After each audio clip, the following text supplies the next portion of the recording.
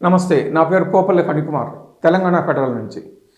10 సంవత్సరాలు ఇటు పోలీసులను అటు తెలుగు చిత్రసీమను ముప్పు తిప్పలు పెట్టినటువంటి ఐబొమ్మ వెబ్సైట్ నిర్వాహకుడు ఇమ్మడి రవిని ఈరోజు అంటే శనివారం తెల్లవారి హైదరాబాద్ పోలీసులు అరెస్ట్ చేశారు.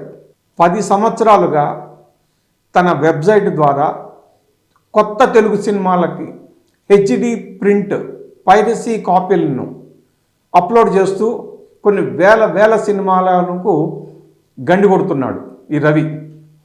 తెలుగు సినిమా నిర్మాతలు ఎంతో మొత్తుకున్నారు, పైరసీ కాపీలను చూడవద్దని, నేరుగా సినిమా థియేటర్లకు వచ్చి సినిమాలు చూడాలని ఒకవైపు నిర్మాతలు మొత్తుకుంటున్నారు. హీరోలు, హీరోయిన్లు, రకరకాల క్యారెక్టర్ ఆర్టిస్టులు వేసే వాళ్ళందరూ కూడా మొత్తుకుంటున్నారు, పైరసీ తప్పని చెప్తున్నారు.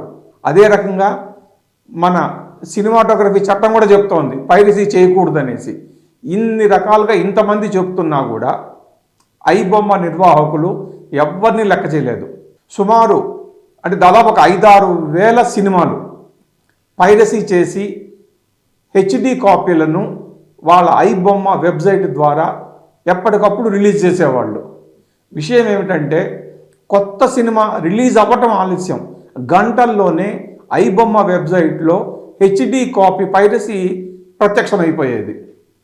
ఇంత హై క్వాలిటీతో వెబ్సైట్లో ఉచితంగా సినిమాలు చూసే అవకాశం ఉన్నప్పుడు ఇక సినిమాకు పోయి ₹100 పెట్టి టికెట్లు కొని సినిమాలు ఎంతమంది చూస్తారు? దీనివల్ల ఏమైందంటే అందరూ కూడా అంటే చాలామంది ఈ వెబ్సైట్ వైపు ఆకర్షితులవుతున్నారు.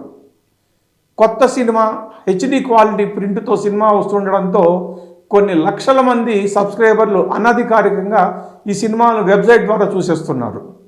దీనివల్ల పోలీసులు అటువంటి అంచనా ప్రకారం దాదాపు 2500 కోట్ల రూపాయలు సినిమా నిర్మాతలకు నష్టాలు వచ్చినాయి.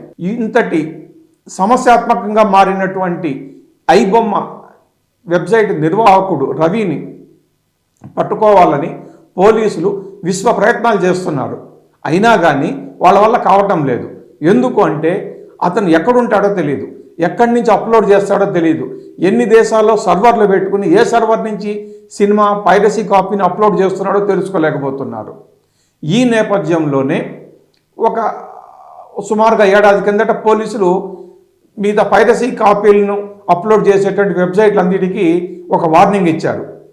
ఇట్లా కనుక పైరసీ కాపీలని అప్లోడ్ చేస్తే కఠిన చర్యలు తీసుకుంటామని. ఇందులో భాగంగా ఐబొమ్మ కూడా వార్నింగ్ ఇచ్చారు.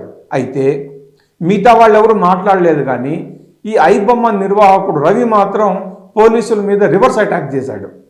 తనతో పెట్టుకుంటే అంతు చూస్తానన్నాడు, కథలు చెప్తానన్నాడు, అసలు తన వెంట్రుకు కూడా పీకలేరన్నాడు, రకరకాల పదప్రయోగాలు చేసి పోలీసులను చాలా అవమానకరంగా హెచ్చరించాడు. దమ్ముంటే పట్టుకోండి సినిమా లెవెల్లో ఛాలెంజ్ కూడా చేశాడు. దాంతో ఏమైంది, పోలీసులు కూడా మండింది ఇతనంటే. అందుకని ఒక ప్రత్యేక బృందాన్ని ఈ ఐబొమ్మ వెబ్సైట్ మీద పెట్టారు. చాలా వెబ్సైట్లను బ్యాన్ చేసినట్లు ఐబొమ్మను కూడా బ్యాన్ చేశారు. దాంతో ఏమైంది, ఐబొమ్మ బ్యాన్ అయింది కాబట్టి ఎంబటే నిర్వాహకులు బొప్పం.టీవీ అనేటువంటి దాన్ని కొత్తదాన్ని పట్టుకొచ్చారు. దాంట్లో ఇంకా రెచ్చిపోయి ఈ సినిమాలు పెట్టడం మొదలుపెట్టారు. ఈ అన్నిటి నేపథ్యంలో పోలీసులు ఒక ప్రత్యేక బృందాన్ని ఈ నిర్వాహకులకి ఎంటబెట్టారు, వాళ్ళ మీద నిఘా పెట్టారు. ఎక్కడున్నారో చూద్దాం, ఎలా పట్టుకోవాలో చూద్దామని. ఈ క్రమంలోనే పోలీసులకు 2 రోజుల కిందట ఒక సమాచారం అందింది. అదేమిటంటే ఐబొమ్మ వెబ్సైట్ నిర్వాహకుడు రవి హైదరాబాద్ వస్తున్నాడనేసి. సో ఎయిర్పోర్ట్ దగ్గర అన్ని చోట్ల పెట్టారు. వీళ్ళకి సమాచారం ఎలా అందిందంటే ఆ రవి మీద హైదరాబాద్ పోలీసులు లుకౌట్ నోటీస్ జారీ చేయించారు అన్ని ఎయిర్పోర్ట్ల మీద. అతను కనుక ఎక్కడి నుంచైనా సరే దేశంలో ఏ ఎయిర్పోర్ట్లకు వచ్చినా ప్రవేశించినా కూడా ఇక్కడ హైదరాబాద్ పోలీసులకి సమాచారం ఇచ్చేటట్టుగా. సో అందులో భాగంగానే హైదరాబాద్ 2 రోజుల కిందట సమాచారం వచ్చింది. సో పోలీసులు ఎయిర్పోర్ట్ దగ్గర నిఘా పెట్టారు. అది ఎలాగో మరి ఏం జరిగిందో తెలియదు కానీ అతను ఎయిర్పోర్ట్ నుంచి బయటకు సేఫ్గా వచ్చేసాడు. వచ్చేసి సిటీలోకి ఎంటర్ అయ్యాడు. ఈ విషయాన్ని పోలీసులు గమనించారు. గమనించి అతన్ని ఎక్కడికి వచ్చాడు, ఎటుపోయాడు, ఇట్లాంటి వివరాలన్నీ ఆధారాలు సేకరించేందుకు బాగా కష్టపడ్డారు. దాంతో హైదరాబాద్లోని కూకట్పల్లి ప్రాంతంలో ఒక ఇంట్లో ఉంటున్నాడనేది వీళ్ళకి ఆధారం దొరికింది. దాంతో ఈరోజు తెల్లవారి హఠాత్తుగా ఆ ఇంటి మీదకి పోలీసులు దాడి చేశారు. దాడి చేసి అతన్ని పట్టుకున్నారు. సో ప్రస్తుతం అతను పోలీస్ కస్టడీలో ఉన్నాడు. ఈరోజు శనివారం, రేపు ఆదివారం కోర్టులు ఉండవు కాబట్టి వాళ్ళ అదుపులో పెట్టుకుని అవసరమైనటువంటి వివరాలను సేకరించే పనిలో ఉన్నారు వాళ్ళు.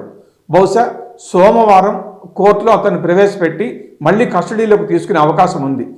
ఏది ఏమైనా 10 సంవత్సరాల పాటు ఇటు పోలీసులను అటు తెలుగు చిత్ర నిర్మాతలను ముప్పు తిప్పలు పెట్టి వేల కోట్ల రూపాయలు చిత్రసీమకు నష్టం కలిగించినటువంటి ఐబొమ్మ నిర్వాహకుడు రవి చివరకు పోలీసులకు దొరికాడు.